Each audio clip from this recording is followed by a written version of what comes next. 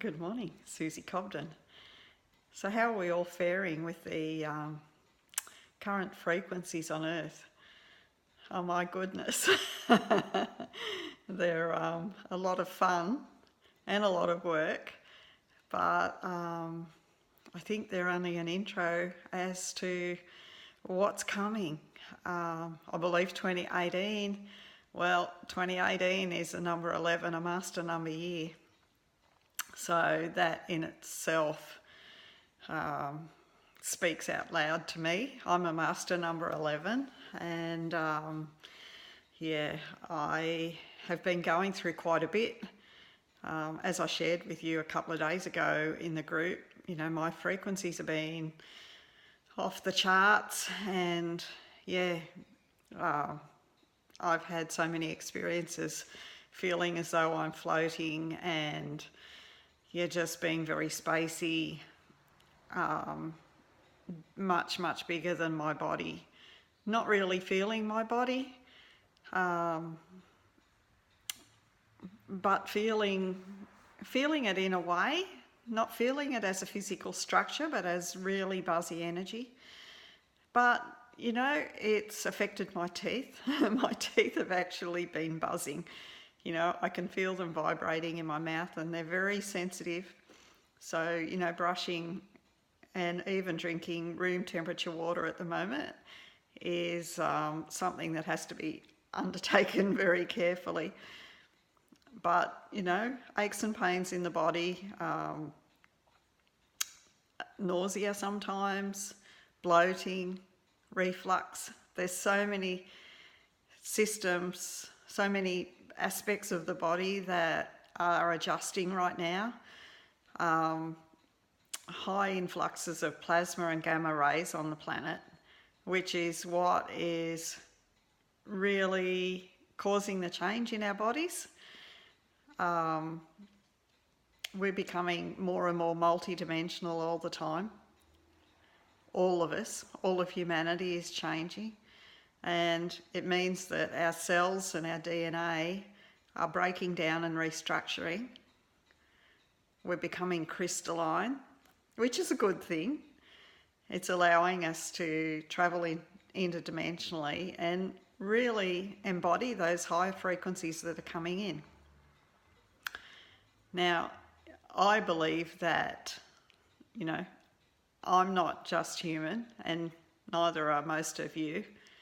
I'm here on the planet on purpose to embody these frequencies and to share those and my wisdom with anybody that is ready to listen.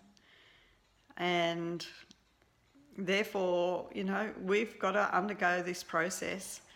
And I know I've been going through it now for probably 18 months, possibly 2 years. But the last week has been really incredible. Every morning for 3 days I've woken up, with this spacey feeling, the room spinning, and it's just been, it's not a horrible experience, it's fun. And learning to control it is, another thing again. But I'm finding that, I'm using all the grounding techniques that I know of. I'm wearing my piece of black tourmaline, and hematite is really good as well. But just getting your feet on the ground, on the lawn, in the sand, in the water, whatever you can do is great. In the snow, if you're that brave. But just getting yourself grounded, drinking lots of water, and calling for ease and grace and letting it happen. Like, don't resist it. Don't go into fear and worry about the pain. Know that it's all coming as a gift, and that ultimately it's serving us big time. But I had a dream last night, and I'm not even sure it was a dream, because I woke up early this morning in the early hours of the AM, still with the dream very present in me. And I felt the energy of my teacher with me.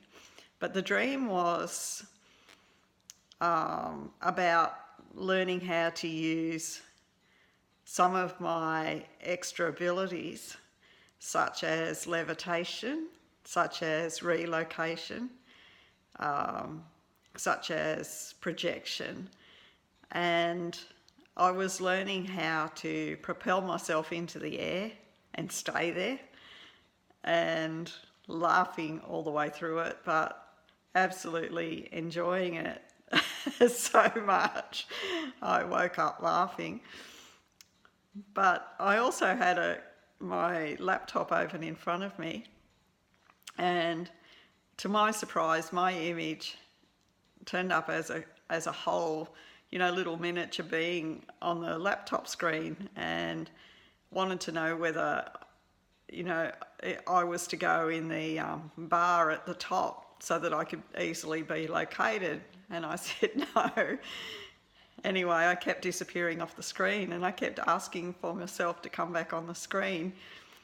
And of course, this was part of my training, because I then realised, the computer screen was like a mirror, and you can't demand something in the mirror to change without you changing first. So it was very clear to me that whatever we do in this world, we've got to become it first inwardly, and then allow it to become outwardly. And even our body is a reflection of who we are. Our body is made from our beliefs about ourselves. So, when I was levitating, and I think I actually mentioned this a couple of days ago, there's been several times in the last week where I felt like I was really tall, like 8 foot tall. And I'd look down at my feet to see if they were actually on the floor, and of course they were on the floor. But the reason I had the sensation of being so tall is because I believed my feet would be on the floor. So of course, everything physical is malleable. It's all energy, and it's all formed by a belief. So if I believe my feet are on the floor, or I expect them to be, then that's what's going to be shown to me. So, our bodies are a little bit behind. They're lagging behind what we are energetically inside. So we can change inside, and as long as we don't look at our body for proof that we've changed, but allow us to continue to live as if it's already changed, then the change must happen. Now, in my lessons of levitation, I was being shown how to feel like I was flying, and how to believe that I was, without looking at the physical for proof. Because each time you look at your body, because we've got all these subconscious beliefs about gravity and not being able to stay afloat, unassisted, then I'm going to look at my body and say, no, I'm not. But if I continue to believe that I'm flying, and hold that belief long enough that I become sure in that belief, then the physical has to follow.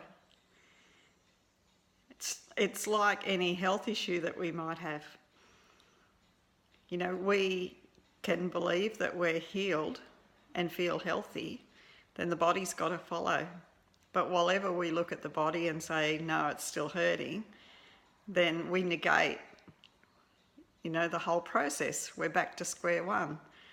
So it's really important to forget about the physical proof and live from your heart, live from your imagination, have lots of fun, because that's what the new world's about. So, Christmas is approaching, and I know for some people it's not a terribly fun time. But we've got a no Christmas gift rule this year. None of my kids, unless I've got 4 adult kids, they're all in, well, 3 of them are married, one's in a serious relationship. And I've got a grandchild and another one on the way. And we've all said no gifts. I think the little grandson's going to get something, but you know, we just taken all the seriousness around expense and that out of it, and it's about getting together and about family. Now, unfortunately, I'm not going to see most of my family over Christmas, but I will catch up with them in January. But I am having Christmas lunch with my daughter, my youngest daughter, who's not long married, so that'll be beautiful for me. And I wish you all a Merry Christmas, whether you're alone or with others.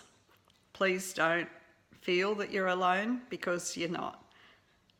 I'll be with you energetically, and from time to time I certainly will still be touching in with the group.